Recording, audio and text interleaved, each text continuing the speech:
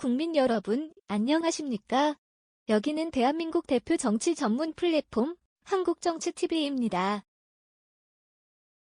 지난해 20대 대선 때 이재명 당시 더불어민주당 후보가 인터넷 매체 뉴스타파의 윤석열 커피 가짜뉴스를 공식 선거운동 문자 메시지로 유포했다는 사실이 10월 4일 밝혀졌습니다. 이런 사실은 중앙선거관리위원회가 국민의힘 박성중 의원실에 제출한 자료를 통해서 밝혀졌습니다. 이 자료에 따르면 이재명 후보는 지난해 3월 8일 오전 9시 뉴스타파의 기사를 이재명 억울한 진실이라는 제목과 함께 선거운동 문자로 475만 1,051건을 발송했습니다. 이 기사는 뉴스타파가 3구 대선 사흘 전 대장동 사건 주역인 김만배 씨와 신학님 전 언론 노조위원장의 인터뷰를 편집한 것입니다. 내용은 윤석열 후보가 2011년 부산저축은행 사건 수사 때 브로커 조모 씨에게 커피를 타줬다며 봐주기 수사를 했다는 것입니다. 그러나 지난 9월에 뉴스타파가 공개한 녹취록 전문에 따르면 윤석열이 커피를 타줬다 등은 짜깁기 된 허위 내용이었습니다.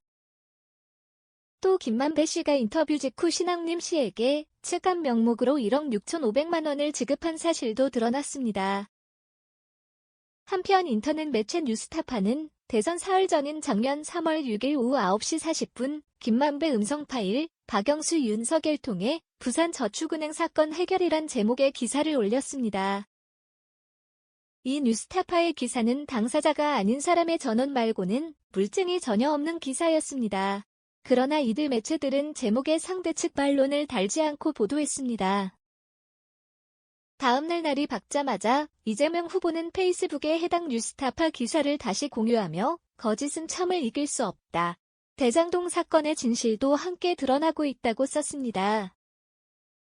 이어서 다음날인 3월 8일에는 약 475만 명에게 보내는 문자 메시지로 다시 기사 링크를 퍼뜨렸습니다. 현재 이 페이스북 글들은 삭제된 상태입니다. 이런 가짜뉴스 살포를 통한 선거 개입 시도는 공직선거법 위반에 해당될 수 있습니다.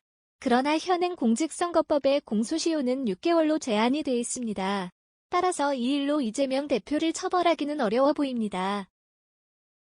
또 이렇게 배포한 뉴스가 나중에 가짜뉴스로 밝혀지더라도 살포를 한 사람들이 당시에는 진짜인 줄 알았다고 항변하면서 법망을 빠져나가려는 것도 문제입니다. 대검찰청에 따르면 지난 20대 대선 때 허위사실 공표 등을 저지른 여론조작사범은 431명으로 전체 기소된 선거범의 절반이 넘는 약 59%를 차지했습니다. 이런 여론조작 관련 이건 수는 지난 18대, 19대 대선과 비교하면 3배가 넘게 늘어나는 등 갈수록 폭증하는 추세입니다. 따라서 이렇게 가짜뉴스를 선거 직전에 배포하는 행위를 선거법 위반으로 처벌할 수 있는 방안을 서둘러 마련해야 한다는 목소리가 높아지고 있습니다. 한국정치TV는 국내 최초로 탄생한 중립적, 객관적, 과학적, 불편부당한 독립정치 미디어입니다. 여러분의 구독과 알림, 자발적인 후원은 채널의 제작과 운영에 큰 힘이 됩니다.